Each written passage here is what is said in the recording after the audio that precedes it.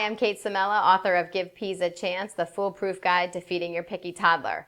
I'm a mom and know how easy it is to have something ready to pop in the oven when your kids get home from school. One of my favorite things and my kids' favorite things is a macaroni and cheese that's baked.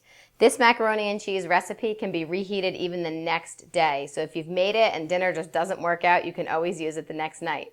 What I always ask that people do when they're reheating macaroni and cheese is take a little dab of butter and put it in each of the four corners of the dishes and maybe a little in the middle. You can cover it with tin foil and bake it at 325 or 350 for about 25 minutes to reheat it at a lower temperature. So what we have on the counter here are all the things you need to make what we call a roux, which is just a fancy name for cheese sauce that's melted over the stove.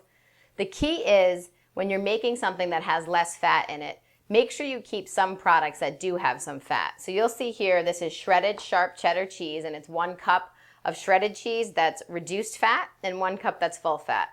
The sour cream that I use to add some creaminess, consistency to the cheese sauce is a light reduced fat. And then the rest of these things are just seasonings that can really help add that sharpness and pinch to the cheese sauce. So we have a tablespoon of butter, which we melt on top of the stove on a low to medium heat, so like number 4 on your dial. And you make sure it doesn't burn on the bottom. So if it starts to turn brown, it's heated too fast.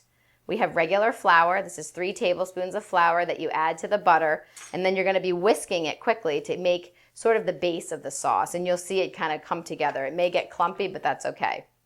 And then you're going to take, once you're whisking in the butter and added the flour, then you're going to be pouring about 1.5 cups, and this is a mixture of fat-free half and half and 2% milk. So the combination lowers the fat content but still lends that creamy consistency that macaroni and cheese needs.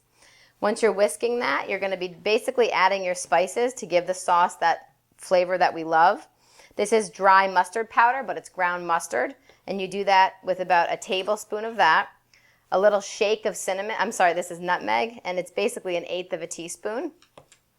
Paprika, it can be hot depending upon how spicy you like things, and Tabasco sauce. And then lastly, you're gonna add a splash of Worcestershire sauce, and that really brings home the flavor. Once you heat this on top of the stove for about 3 to 4 minutes, you're constantly whisking. Let it kind of bubble and pop, and once it does that, move it away from the heat, so put it in the middle of your stove, and you just pour in the cheese. And what happens is the heat sort of just melts the cheese all together, and you can stir it all up, and that's your cheese sauce you can pour right over the pasta.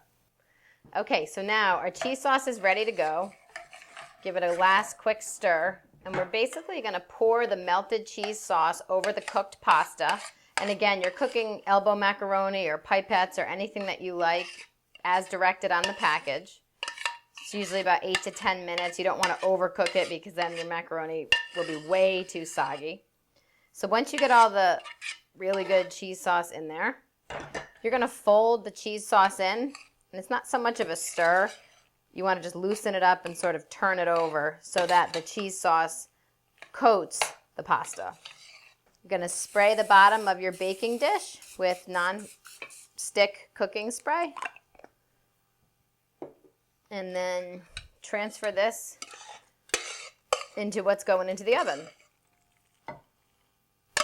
This is a really nice dish to have around too. You can make it ahead of time and then reheat it later on that day. But it also really doesn't take that long from start to finish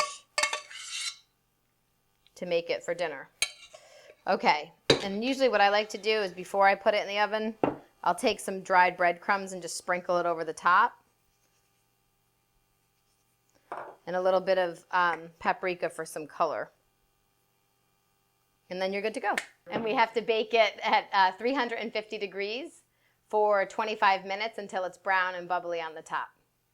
And I'm Kate Samela, author of Give Peas a Chance, the foolproof guide to feeding your picky toddler. Happy eating.